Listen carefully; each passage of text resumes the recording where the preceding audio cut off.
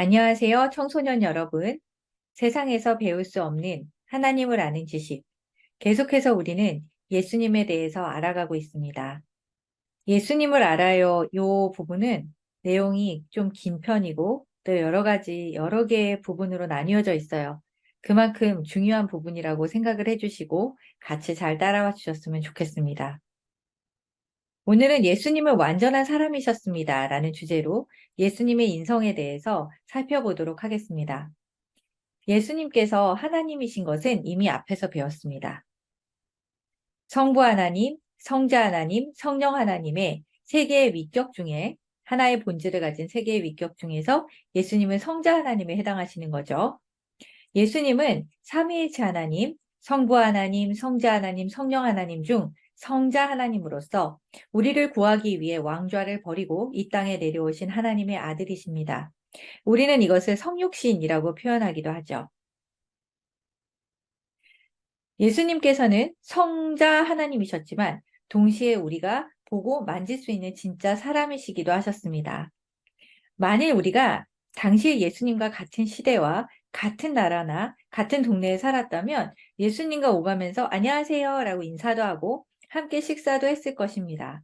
예수님이라는 예수라는 이름도 그 당시에는 굉장히 흔한 이름이었다고 하잖아요.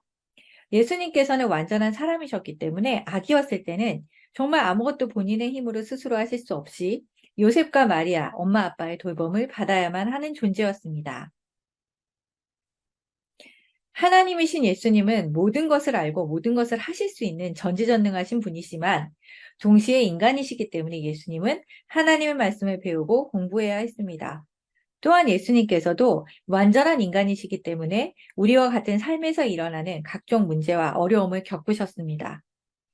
예수님께서 신이기 때문에 우리가 겪는 것에 대해서 아무것도 모르고 아무 느낌도 공유할 수 없는 것이 아니라 완전한 인간이셨기 때문에 그분 또한 희노애락과 우리가 겪는 모든 것들을 다 이해하실 수 있는 것이죠. 예수님도 우리처럼 배고픔과 목마름과 피곤함을 느끼셨습니다.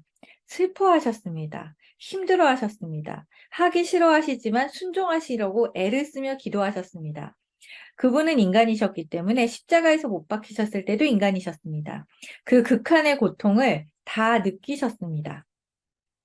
하지만 예수님이 우리와 다른 점은 우리를 너무 사랑하셨고 본인이 구원 사역을 완성하시기 위해서 그 모든 시험을 이기셨다는 거죠. 예수님은 아버지이신 하나님을 모든 일 가운데 신뢰하셨습니다. 또한 평생을 하나님의 사랑의 법에 순종하셨습니다. 성경은 이러한 완전한 순종을 의라고 부릅니다. 우리가 할 수 없는 것이죠. 완전한 순종. 우리는 할 수 없는 것입니다. 원죄를 가진 인간이기 때문에 할 수 없습니다. 그러나 예수님께서는 이러한 완전한 순종을, 완전한 의를 이루셨습니다. 예수님은 사탄의 유혹을 완전히 이기셨고 온 마음과 뜻을 다해 하나님을 사랑하셨고 우리 또한 자기 몸과 같이 끝까지 사랑하셨습니다. 성경은 이러한 예수님을 두 번째 아담이라고 부릅니다.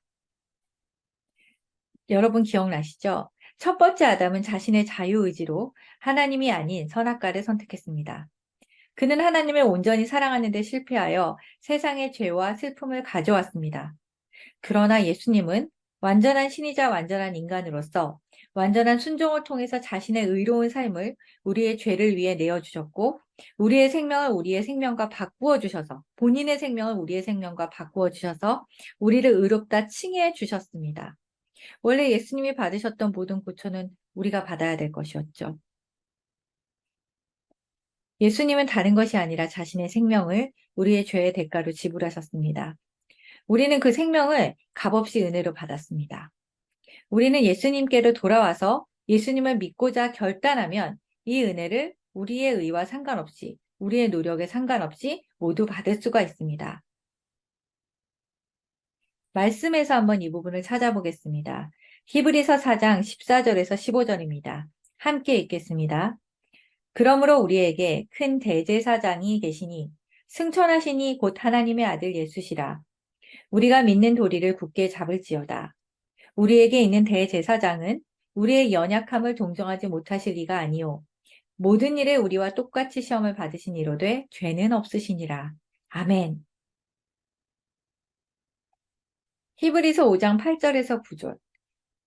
예수님에 대해서 이렇게 이야기하고 계십니다. 그가 아들이시면서도 받으신 고난으로 순종함을 배워서 온전하게 되셨은즉 자기에게 순종하는 모든 자에게 영원한 구원의 근원이 되시고. 아멘. 고린도후서 5장 21절입니다. 하나님이 죄를 알지도 못하신 이를 우리를 대신하여 죄로 삼으신 것은 우리로 하여금 그 안에서 하나님의 의가 되게 하려 하심이라. 아멘. 여기서 하나님이 죄를 알지도 못하신 이를 우리를 대신하여 죄를 삼으셨다고 했는데 여러분 죄를 알지도 못하신 이가 누구신지 아시겠죠? 우리가 하나님의 의라고 말할 수 있는 건 감히 그렇게 칭함을 받을 수 있는 건 바로 예수 그리스도 때문입니다. 오늘의 적용 질문 2가지입니다. 그렇다면 예수님께서 완전한 사람이 되셔야 했던 이유는 무엇일까요? 신의 상태로 모든 고통을 느끼지 않은 상태에서 모든 것을 하실 수 있는 상태에서 그렇게 구원하셨을 수도 있었을 텐데 왜 완전한 사람이 되셔야 했을까요? 이 부분은 참 어려운 것입니다.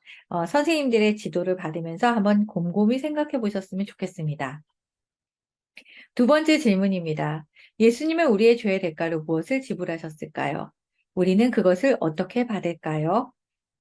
이건 좀 쉽죠. 예. 오늘의 질문에 대해서 같이 대답하고 적용하는 가운데 예수 그리스도의 구원 사역이 어떻게 이루어졌는지, 그의 구속의 역사가 나에게는 어떻게 여겨지는지, 내 마음엔 이것이 어떻게 반응되는지에 대해서 함께 생각해 봤으면 좋겠습니다. 고생하셨습니다. 우리 다음 시간에 만나도록 하겠습니다. 감사합니다.